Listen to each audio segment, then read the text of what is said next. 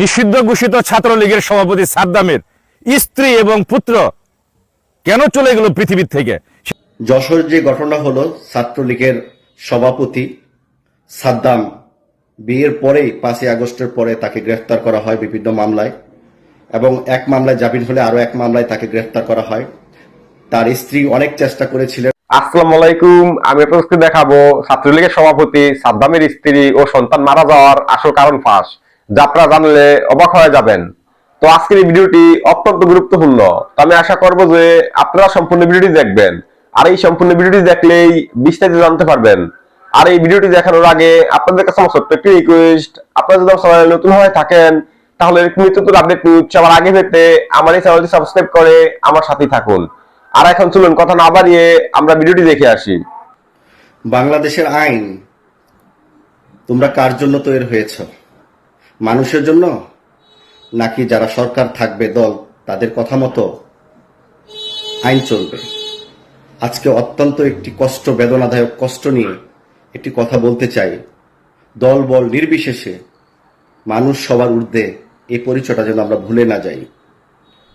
যশোর যে ঘটনা হলো, ছাত্রলীগের সভাপতি সাদ্দাম বিয়ের পরেই 5ই আগস্টের পরে তাকে গ্রেফতার করা হয় বিভিন্ন মামলায়, এবং এক মামলায় জামিন হলে আরো এক মামলায় তাকে গ্রেফতার করা হয়।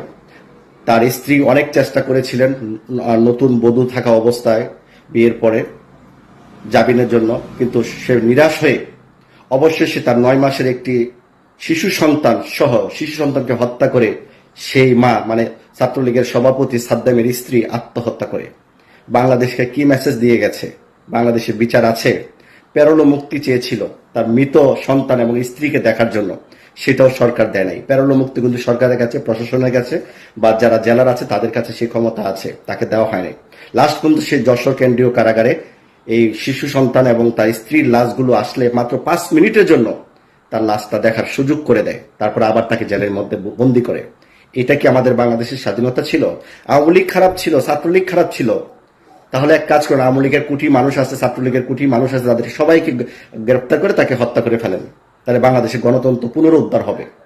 আমি বাংলাদেশ সরকারকে বলতে চাই, প্রধান উপদেষ্টা, স্বরাষ্ট্র উপদেষ্টা এবং আইন উপদেষ্টা, আপনারা কি ঘরে বসে কি আঙ্গুল চুষেন?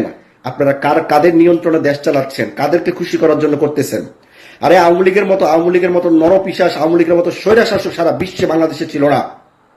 তারপরেও বিএনপির উপর যে অত্যাচার, নিপীড়ন, নির্যাতন করেছিল আওয়ামী লীগেরা, তারপরেও আওয়ামী লীগের আমরা মাঝে মাঝে দেখেছি তারা প্যারোলো মুক্তি দিয়ে ছাত্রলীগের বা ছাত্র দলের বা যুব দলের নেতাকর্মীদেরকে বাবার দাফন, মায়ের দাফন করার সুযোগ করে দিয়েছে, তারপর আবার জেলে নিয়ে গেছে। কিন্তু আপনারা তো তাও করলেন না। আওয়ামী লীগের চাইতে ভয়ঙ্কর আজকে আপনারা খারাপ কাজটা করলেন। কি অমানবিক কাজটা করলেন আপনি? এই ছেলেটাকে তার গুলি করে মেরে ফেলেন, তার জীবনে আর কি রইল? একটা বাবার কাছে তার সন্তানের মৃত চেহারাটা দেখা মানে কত কষ্ট, কত বেদনাদায়ক, সেদিকে আপনারা জানেন? আপনারা কিসের সংস্কার করতেছেন? কিসের দেশ চালাচ্ছেন? মানুষের নিরাপত্তা কি আপনারা দিবেন, নাকি যার যার নিরাপত্তা শেষে নিবে? আপনারা কাদের নিরাপত্তার জন্য এই অন্তর্বর্তীকালীন সরকার গঠন করেছেন? এই ছাত্রদের মানে নিরাপত্তা দেওয়ার জন্য? আপনারা যে এনসিপি নিরাপত্তা দেওয়ার জন্য আপনারা সব বসছেন?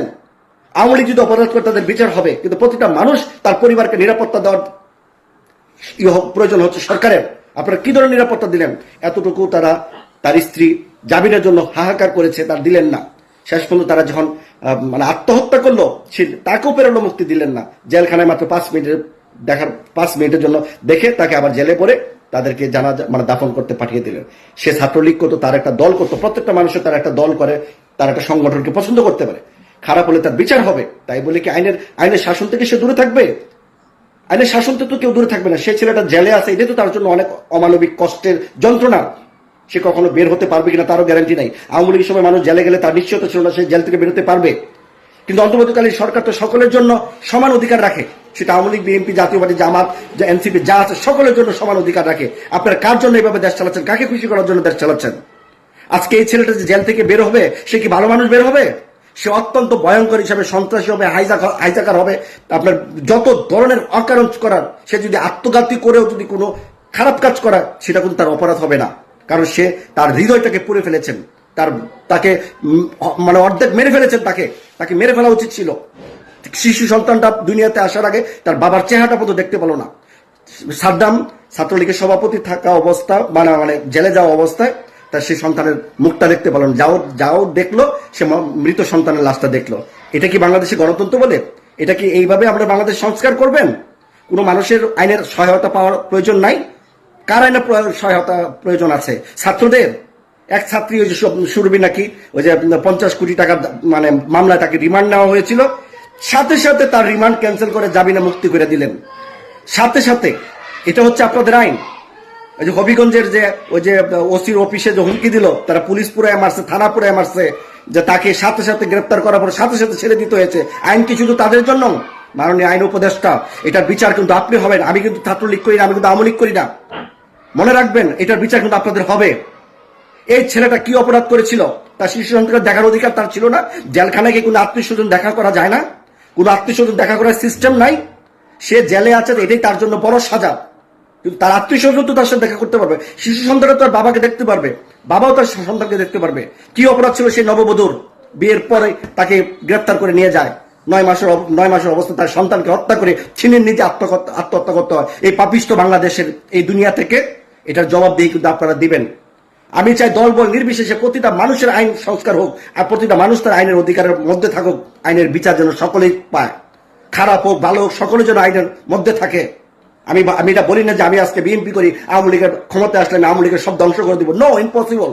আওয়ামী লীগে যারা অপরাধী ছিল তাদের সাজা হবে, যারা নিরপরাধ তাদের কোনো সাজা বাংলাদেশের মাটিতে হতে দিব না, আমরা হতে দিব না। কারণ তারা দেশের জনগণ, এটাকে বলে গণতন্ত্র, যে যার যার মতো সে রাজনীতি করবে। কিন্তু আমরা তীব্র নিন্দা জানাচ্ছি প্রধান উপদেষ্টা, স্বরাষ্ট্র উপদেষ্টা, আইন উপদেষ্টা, আপনাদের 3 জনের প্রতি তীব্র নিন্দা জানাচ্ছি। এই ধরনের হত্যাকাণ্ড আপনাদের মাথায় নিতে হবে এবং এটার দায়ভারও আপনাদের নিতে হবে। ধন্যবাদ সবাইকে। আসসালামু আলাইকুম। তো আমি আশা করছি যে আপনারা সম্পূর্ণ ভিডিওটি দেখেছেন। তো আপনাদের যদি এই বিষয় নিয়ে কোনো মতামত থাকে আমাকে অবশ্যই কমেন্টে জানাবেন। তো আমি এখানে ভিডিওটি শেষ করতেছি। তো দেখা হচ্ছে পরবর্তী ভিডিওতে। সে পর্যন্ত সবাই ভালো থাকবেন, সুস্থ থাকবেন। আল্লাহ হাফেজ।